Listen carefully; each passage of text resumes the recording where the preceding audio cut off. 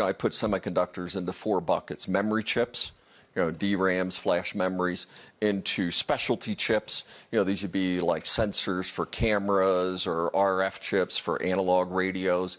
Mature chips. These would be things like for microcontrollers, right, in older cars. And then leading edge, right? And today, the leading edge market is hot, largely driven by AI. Right? Because, imagine if you have an old node chip, maybe you do 10 tops. If you have a modern node chip, you do 200 tops, right? It's just dramatically different, the performance capabilities. So those are the 4 major categories of semiconductors, as I like to view it. And obviously, when you're making, factory commitments that take 5-6 years to come into manufacturing, tell me what the demand signal is next quarter. You can't even answer that question, much less what the demand signal is 5 to 8 years in the future, right? And these are long lead time investments. So you end up with crazy cyclicality in the industry because, markets go up and down, but you build factories that are 5 years into the future. And the only way to run a semiconductor factory, a huge capital asset, if you run it empty, it costs X. If you run it full, it costs X. So you always run it full. Right, and that creates some of these, crazy economics around semiconductors. And today we're in a reasonable position of supply-demand balance. Obviously, we've had an oversupply of memory. We're probably going to go into an undersupply of memory because nobody's been investing in it. We have lots of investment going into leading edge. I expect there's going to be a lot of pressure on mature because China in particular has been building a lot of capacity in that area. But right now, as we think about the decade in front of us, AI is this insatiable demand for compute. Yeah. Right? Insatiable, right? We're going to be building the biggest machines that have ever been built, and we're going to be driving AI to the edge that everything, right, that we touch will be fueled by AI capabilities, and it's going to need more capabilities as a result. So we're going to see this being, I think we have 10 great years in front of us for advanced logic requirements driving, the industry and many of these factories that we're building right now. You mentioned cutting-edge chips, and may I ask you, I come back to this 80-20, 50-50. How does it apply to those cutting-edge chips?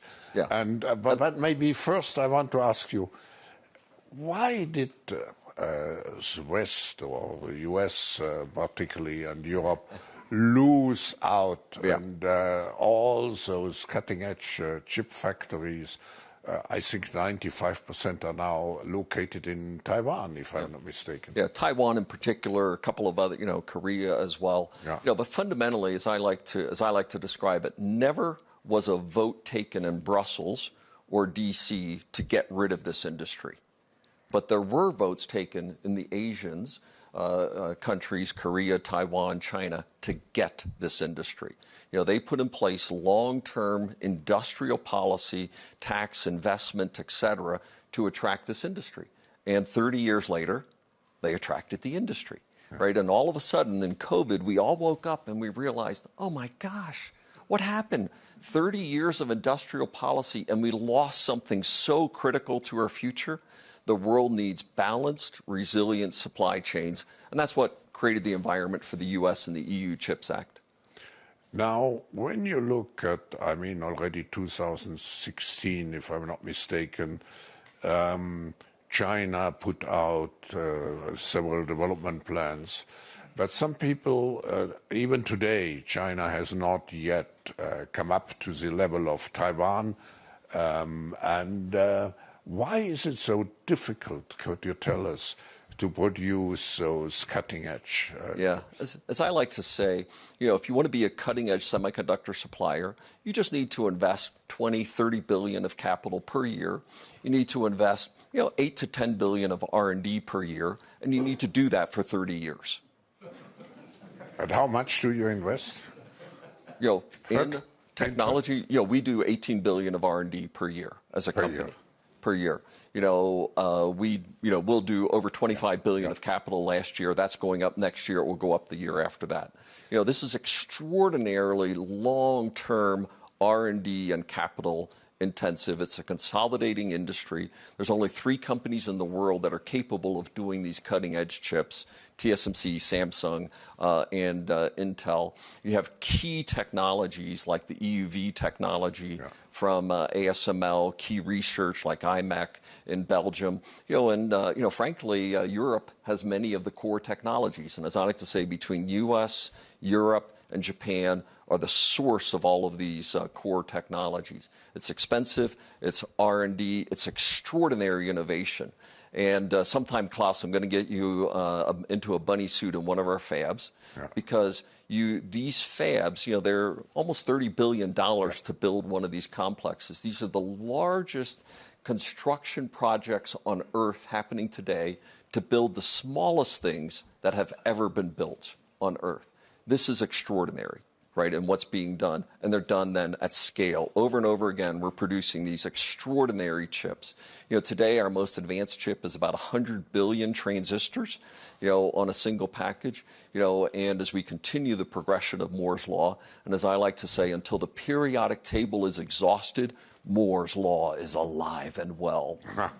And we're going to hit 1 trillion transistors by the end of the decade, right, in a single package device. This is just extraordinary. But if I understand directly, it's not so much the development which is costly, it's what you call the foundaries. And can you explain why there are quite a number of manufacturers, but so few foundries? If I'm not mistaken, there are 5 foundries, or 5 to 6, I don't know. Yeah, being able to, lots of people can design chips, and this idea of, fabless semiconductors, it's R&D centric, right? But it's not capital and manufacturing centric. There's very few people that manufacture, semiconductors, and only, as I said, 3 that can do leading edge, today. And, this is very expensive, very R&D intensive, extraordinarily intellectual property heavy.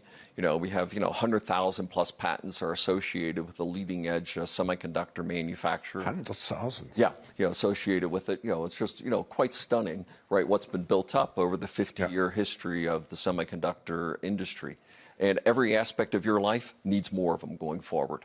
So if you build, for example, now a factory, I think in Magdeburg in Germany, is it a foundry or what, or for cutting edge, or is it just a normal chip factory? No, this is cutting edge. So it's cutting edge. Yeah, and this will be, we expect when it comes online, our most advanced process technology, that we're just soon to bring into manufacturing is what we call 18A, sub 2 nanometers. This will be beyond that. So this will be on the order of 1.5 nanometer devices that we'll build in Magdeburg. So this will be not only the most advanced manufacturing in Germany, it'll be the most advanced manufacturing in the world will occur, in the Magdeburg site. We're quite excited about getting that underway. And I know that Chancellor Scholz is very excited. Indeed. As a Deputy Chancellor Habeck, he referred to you and probably saw you even. Indeed. But the most advanced manufacturing today in Europe, is what we do in Ireland at 4 nanometers. Outside of us, it's probably in the 10 to 15 nanometer range. This is a huge leap forward for all of Europe.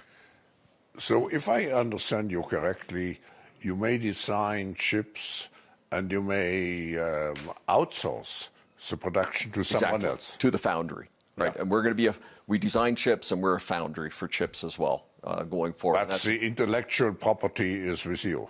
Right. For the foundry, but the intellectual property for the design is with the design company. It's with, which you are both now design. Right. Essentially, I'm rebuilding Intel. We're taking one broken company and we're creating 2 distinct companies inside of Intel. A manufacturing and a foundry company and a product and fabless company inside of one. Yeah, thank you. Now, you referred to artificial intelligence, and there's one chip factor, I don't want to mention the name, who is very much talked about because his or its chips are particularly related to AI. Yes. Could you explain, and are you also in this area, or what is special about AI? Yeah, and this idea of high performance accelerated computing, right? And I give credit to my friend Jensen, right? That hey, they have pursued that domain pretty consistently for 20 years. High performance throughput computing, and then he got lucky with AI, really lucky.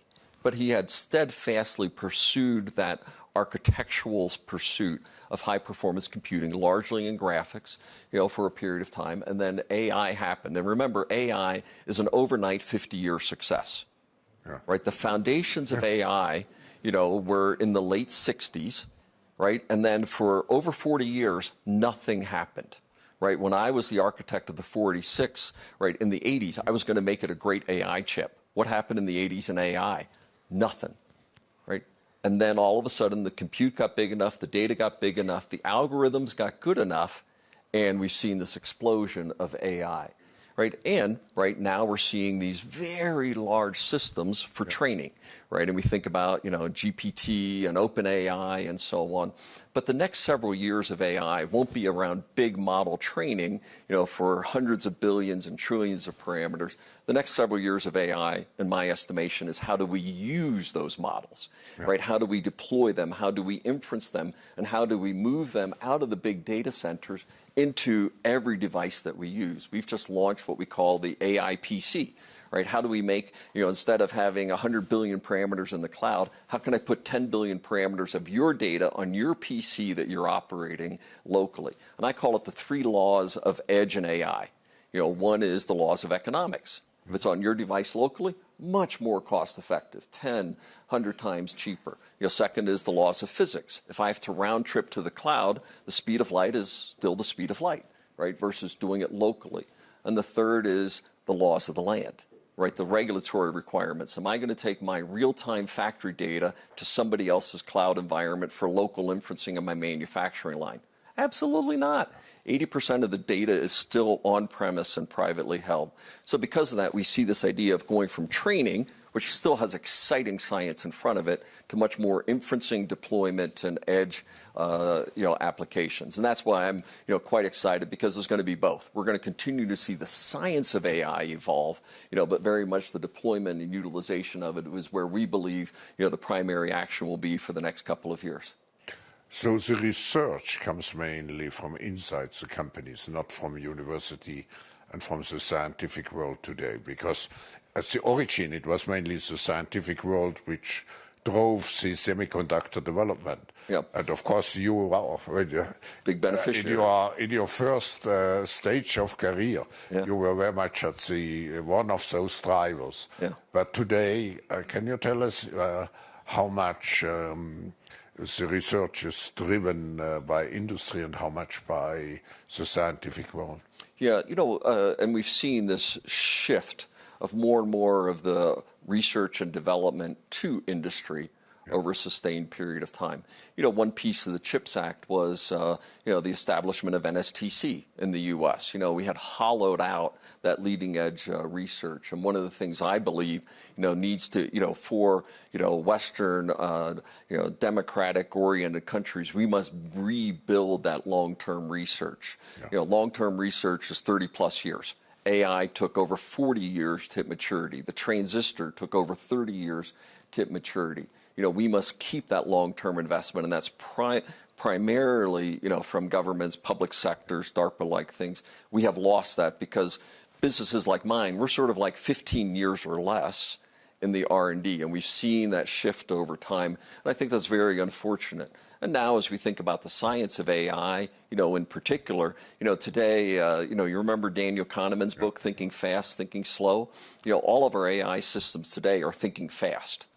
We haven't brought reasoning into AI. It's a huge area of research, and most of the foundations of that, were seeds planted 20, 30 years ago about how we can prove correctness of systems. Today, our systems hallucinate. Tomorrow, if we're going to use them broadly, they have to be right. So how can they be fast and right?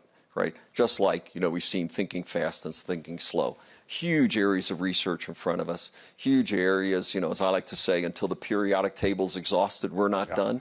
Well, we have about 2/3 of the periodic table to go. Still lots of new science, new materials to be discovered, into the future. This is, what I think for a technologist, the next couple of decades, I just wish I was still in my 20s, right? The next couple of decades are going to be absolutely spectacular. Yeah, it's the exponential phase now. Oh my gosh, it's going to be so good, Klaus.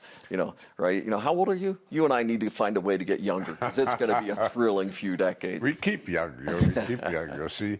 But how does it come that, I come back to this 80-20, semiconductors are essential element for national defense and national security.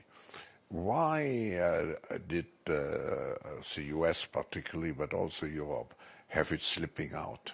Yeah, I think people were somewhat asleep at the wheel from the policy perspective. There were, a few people, raising the concerns. But remember, we were in an era, where it was all about lowest cost supply chains. Hey, we don't care if we manufacture. We're going to create the intellectual property. We'll invent the algorithms. We'll write the software, right? We're sort of happy to bring other countries in the world into that manufacturing. That's hard. That's low end. We really don't want to work, right? We want to invent, right? And I think that was the overall general views, right, literally of the Western world for a couple of decades. Then all of a sudden we realized in critical industries, right, and I think the automotive industry is facing this right now, we could lose the entire automotive industry because we've lost the supply chain, right? And the semiconductor industry, literally, we were on the hair's edge of never being able to recover the manufacturing of this industry. I've said to some that, had I started the rebuilding of Intel a year later, I don't think I could have accomplished it, right? It was that much on the edge that we would have outsourced too many generations of technologies and never been able to rebuild it in the future. Because particularly for semiconductors, R&D and manufacturing are commingled. Right, a factory without R&D in the semiconductor industry, essentially becomes a boat anchor within 6 months, right? It is that, because you're constantly doing research in the factory, in the manufacturing, process itself. R&D and manufacturing are inextricable in this industry. What is the dependence of the industry on rare materials? It's actually, is this a limiting factor? Or? It's actually surprisingly not that terribly constrained, right, in that sense. We don't use that many materials. Remember, God's gift to mankind was silicon, right? Sand, the most prevalent material on Earth, right, is our core material. So he gave us lots of it, right, and the refining of it's in, Japan and Asia, right, and Europe. So the core materials are actually not that severely limited. Other portions of the supply chain, but silicon itself isn't that bad. But we are taking steps to make sure we have built resilience and sustainability. The environmental aspects of the chemicals that we use is a super important, factor to us. Intel is decades ahead of anybody else in terms of the sustainability.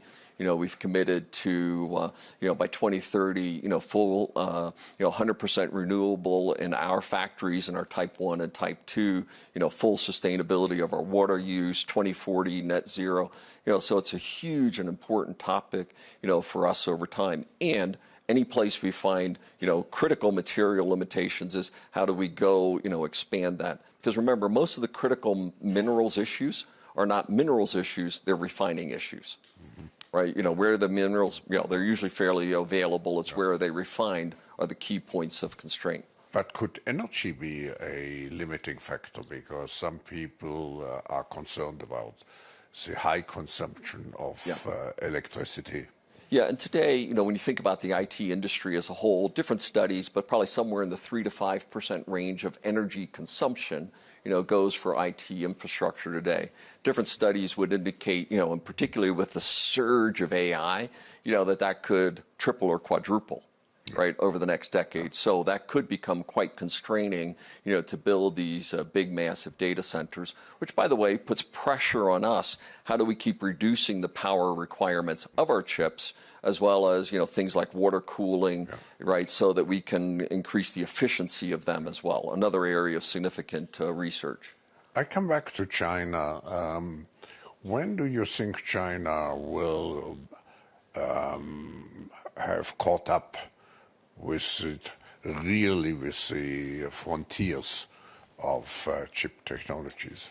Yeah, the export policies that have been put in place, and recently we've seen the Dutch, in particular, in place, the U.S. policies, Japanese policies, et cetera. It sort of puts a floor in the 10 to 7 nanometer range. Right, for it, and we, are racing to go below 2 nanometers, and then 1.5, and we see no end to that in sight. And I see the policies in place, and it's not like China's not going to keep innovating, but this is a highly interconnected industry. The staging of Trump, right, the mirrors of Zeiss, the equipment assembly of ASML, the chemicals and resist in Japan, the mass making of Intel. All of those together, I think this is a 10-year gap, and I think it's a sustainable 10-year gap with the export policies that have been put in place today.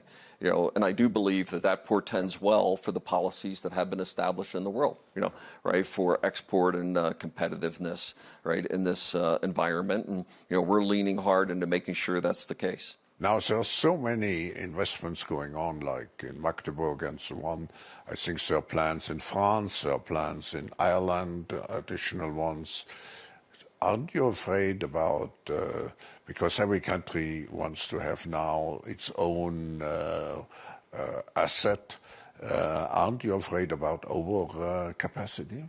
Well, if you go back to the beginning of the discussion, right, you have this, hey, we're making 5 and 8 year investments, and we have cyclicality quarters. I mean, you can't even tell me what the demand is next quarter, much less, 5 years from now. That said, I think fundamentally compute and AI in particular are going to be like the gas law. They will expand to consume every amount of compute capacity that is economically available. So I believe that becomes such a driver of demand that I think advanced logic capabilities, I have no concern in this at all. Now, of course, when I explain to my board my crazy capital request, I, of course, have to say that, not only say that, but say it with conviction. Yeah. Now, we have, I think, 5 minutes to go. Let me see whether there's any question here in the room. There must be, yeah, please. Yeah. John Chipman, Executive Chairman of the International Institute for Strategic Studies. Two basic questions about spirit. The first is that I am told that once you get 1 nanometer chip, the electrons start colliding with each other. It's very difficult below that. So there is perhaps a limit. Is that true? And the second question I have is I am equally told that when Morris Chang establishes a foundry in Arizona or elsewhere, he does not have the confidence that that foundry can reach the same level of expertise as his own in Taiwan for reasons of human capital. So can you explain, when you're producing something 80,000 times bigger than a human hair, why is the human skill so important? Yeah. So, on the first topic, the way I like to describe it is Moore's Law is like driving down the road on a foggy night, right? You maybe see 100 meters in front of you. When you've gone 20 or 30 meters down the road, you see about 100 meters in front of you. And Moore's Law, we see about a decade in front of us, right? And I've been in the industry now for 42 years, right? Almost embarrassing to say it's been that long. But, with it, right, I've heard about the death of Moore's Law, for about 3 decades, right? And I sit here today telling you I know how to build a 1 trillion transistor chip by the end of the decade. Moore's Law is alive and well, and we're going to keep making it true because it's not a law of physics, right, as you suggest when you get to 1 nanometer. It's a law of innovation, of commitment, of economic pouring into the criticality of this technology. And we as a company, Intel, are going to keep making it true. Second,